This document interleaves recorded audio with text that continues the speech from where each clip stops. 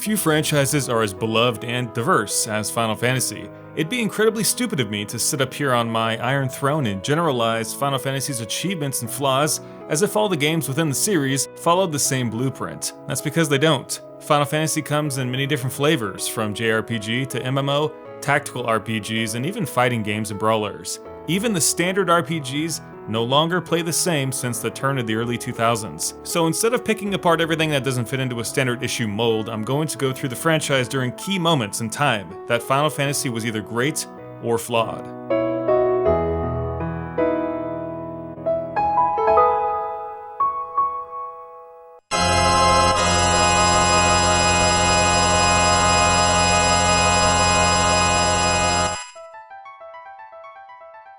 It's important to discuss Final Fantasy VI first, as it's often looked at as the absolute peak of the series. Final Fantasy VI's opening scene sets the stage for an epic tale with its haunting piano music, ghostly cinematography, and chilling backstory of a world destroyed by magic. FF6 is a multi-act, lavish, globe-trotting story of the struggle between machines and magic, empires at war, revolution, and a crazy man known as Kefka, looking to doom an entire planet just for the funsies. In order to stop him, among many other things, you embark on a 35+ hour adventure with your team of trusty sprites, and man, there are some really cool and touching moments in Final Fantasy VI. Whether it's the mock 3D camera work, the famous opera scene, the Phantom Train, or when Celeste throws herself off the cliff at Solitary Island, these exciting moments go beyond the narrative scope of what previous games can do. Scenes are really well done in this game and often striking, such as the breathtaking moments at the end of that train level. Really though, it's about the people in Final Fantasy VI that makes it shine. Terra's journey of learning how to be a human and how to love something is nothing cliche at all. Going from subjugated super soldier to frightened child to a great hero, her tale is both tragic and extremely well done. That's because characters are cared for, developed, and they come full circle, especially towards the end of the game. For instance, Celeste is hopeless at the start, yet she finds herself through her companionship with Locke. Not only is there so much to these two characters and so many arcs developing between them and within the narrative, there's also a host of other cool supporting cast characters like Shadow, Cyan, and Realm, who are great and chock full of their own personal mini-stories, tribulations, quirks, and sometimes humor, as they all go through their own little journeys in this game, whether it's to seek vengeance, to try to help someone, or try to make themselves better. And then of course there's Kefka, the villain, who is standout and reminiscent of pop culture bad guys like the Joker and the Riddler. This crazy psychopath is always present, and he's at the forefront of some of the game's great and tragic themes. You know, Final Fantasy VI for the time covered a lot of stuff. Murder, teen pregnancy, suicide, relishing in the loss of others, even genocide, an uncomfortable quality that Kefka frequently practices and preaches. This guy is insane, and he truly feels like the creation of life is meaningless, and he's dead set on destroying everything in the world. It's a great motive for a villain. He's the scheming, twisted, slave-driving bad guy that justifies his murderous behavior under the guise that the creation of life is literally pointless and futile. Line this fucker up against many other RPG villains, and he's the cream of the crop. Other themes that the game presents are also just as deep as his hate though. Locke never getting to say goodbye to the person he loved. It's heartbreaking. Or how about Cyan, who writes letters to Lola after her boyfriend passes away? Perhaps prolonging heartbreak is better than suffering through it when it's most ripe.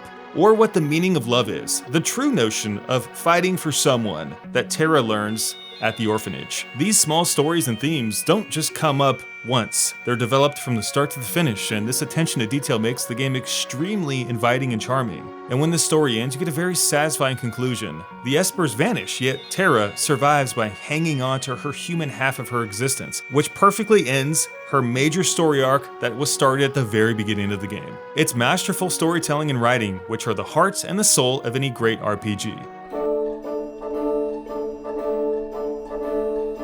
Final Fantasy XII never got the attention it deserved. Its release window proved very problematic, March 2006. In November of that year, the PlayStation 3 would launch, and many would be saving up for that new system. It had also been 5 years since a traditional entry had launched, plus Final Fantasy XI got off to a really slow start as their first MMO, so the brand was not exactly in the spotlight. While it wasn't the most trendy game of the time, the interesting thing about Final Fantasy XII is that many people refer to it as a single-player MMO/dungeon crawler, and it's kind of easy to see why. At first glance, it does kind of look like an MMO. Locations are vast in 11, much bigger than most Final Fantasy games, and enemies are always visible, allowing players to kind of pick and choose their fights. And when combat occurs, players aren't plugged into a battle arena like previous games. The fight just happens naturally. There's not even a change in the music.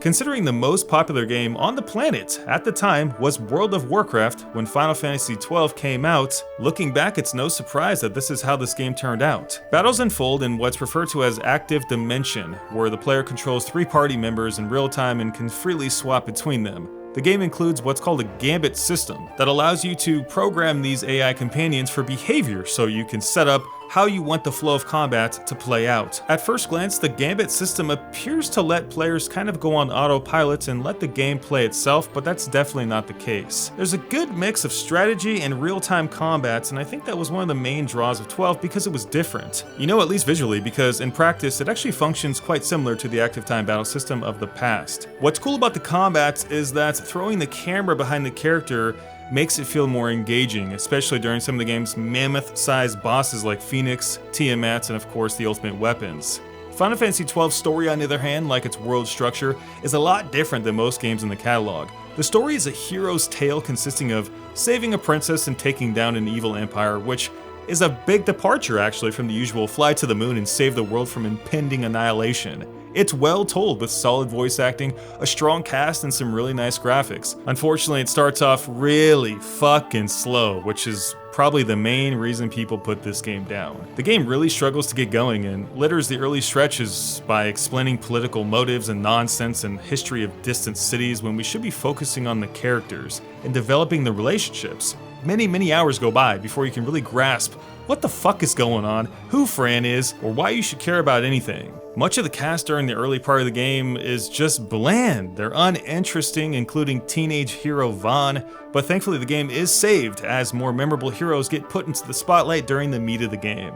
During this shift midway through the game or so, it'll take you to some amazing places, stunning cities, dark jungles, sewers, and monster-filled dungeons. To be honest, the look of 12 is unlike anything Square has ever produced for the franchise. In the end, FF12 provides a flawed yet really satisfying role-playing experience that's much different than anything that came before it, and it pushes the franchise into unexpected waters. It has more openness than most RPGs, and does an excellent job giving you the freedom to explore its gigantic world, yet always keeps you aware of your main objective. As such, you can dive into the main story, or simply get lost, exploring new areas or completing side content or guild missions. With 50+ hours of content, precious items to find, secret bosses to slay, and the license board to fill out, it's truly a game that is worth every penny.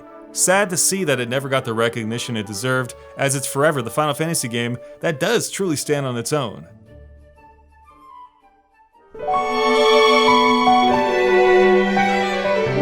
Internal turmoil at Square Enix was heating up during the time surrounding Final Fantasy XIII, a game that I truly believe to be the lowest point of the franchise. Pressure to modernize and streamline came to Final Fantasy in 2009, and it was strange to see the series devolve into this linear action game and drop so much of what the franchise was loved for. For one, the game is one long-ass hallway with a starting point and an end point. No towns, no branching story paths, no world map, next to zero exploration. In an RPG, and just like Final Fantasy XII, it does a piss-poor job as well, setting up the context to get players to care about what's happening early on, to Lightning and her companions. What results after is essentially an on-rails Final Fantasy game where you push the direction stick forward to complete the game, and I'm not joking.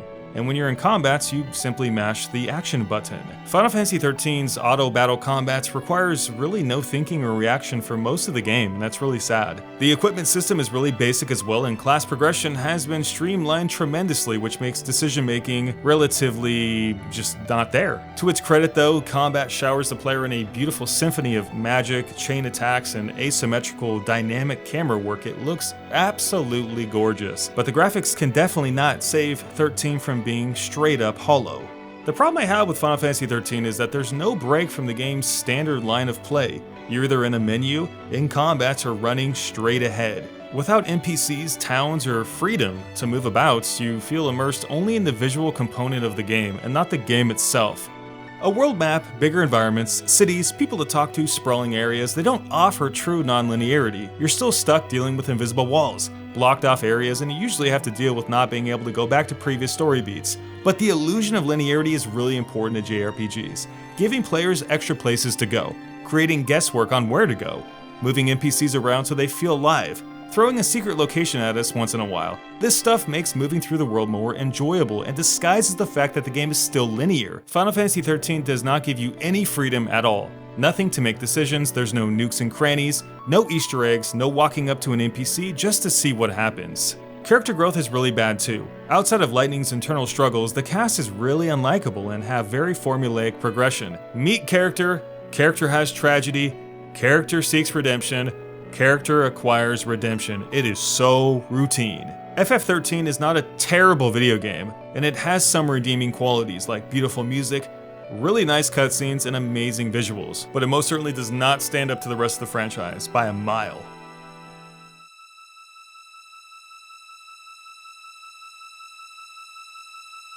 When I first played Final Fantasy VII, I thought it was a masterpiece, but man, this game has some serious problems.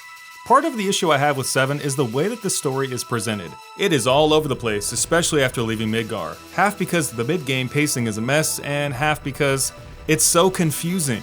The writing, it was endearing for the time, but looking back, it's an incomprehensible mess of plot holes, muddled story bits, and random character threads that randomly spin off to nowhere. Even the game's ending explains nothing. Don't get me wrong, I love the fantasy of it, and Sephiroth is a great villain, but I don't understand the finer details of Final Fantasy VII, even after beating it 3 different times. What happened in Nibelheim? Honestly, does anyone really know? What's going on with Vincent and that weird cave? Who is Zack, really? Who is Zack? Why is Cloud the way he is? And what's the relationship of Sephiroth, Jenova, and Soldier? I honestly don't know. With so many flashbacks and weird tangent story beats and moments of amnesia and backward storytelling, it's really hard to keep track of. But goddamn was this game pretty epic. At the time of its release, Final Fantasy VII was huge, spanning 3 discs. FF7's massive and often complicated story takes you to some really cool places, even though it's incredibly confusing. The story is presented in more or less a linear fashion, yet at many points you're free to explore all the game has to offer on the world map, and this could quite possibly be the ideal setup for a Final Fantasy game, at least for me. Big map, semi-open world, linear story with moments of gating to keep the integrity of it intact, big cities, no defined quest arrow, NPCs that give you clues where to go, and a conflict that takes you to some far out places. From Mithril Mine to Bone Village, the Materia Cave, the Forgotten City, and more, Final Fantasy VII has some really dark mystique to it, and I love the design of it. Whether it's Midgar, the Temple of the Ancients, or the Sleeping Forest, everything looks really cool. And that goes for the FMV as well. I mean, story issues aside, Final Fantasy VII's epic FMV scenes are so well done. Keep in mind its competition was pre-recorded live-action cutscenes from games like Night Trap or hand-drawn cartoons from Dragon's Lair 2. It's not even close. Final Fantasy VII is a weird one. I really loved it as a kid, but as I replayed it later on in life, I didn't like it as much.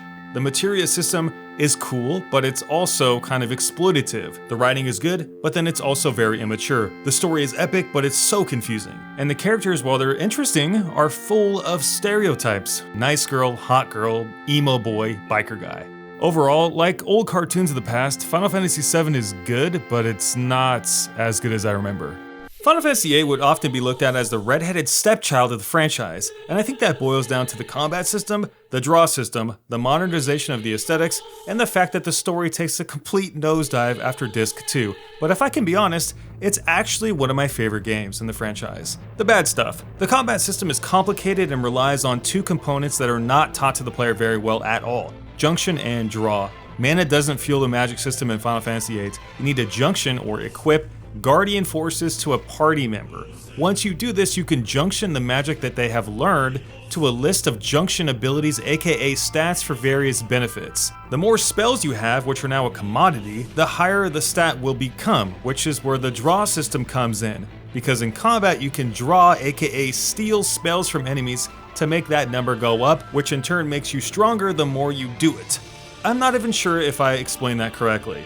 It's weird because the stat boosts are linked to how many spells you hold, so it essentially punishes you for using the magic you bank.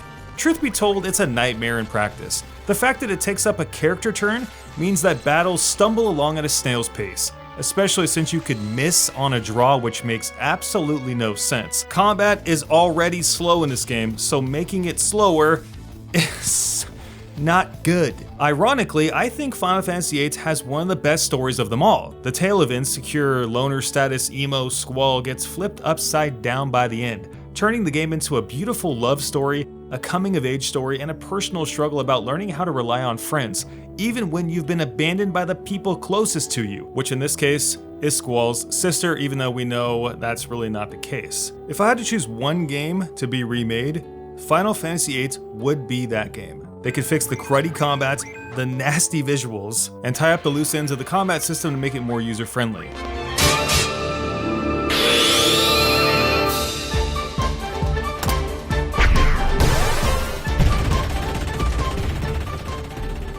Okay, so before I wrap up, I want to talk a little bit about some of the FF games I did not mention so far.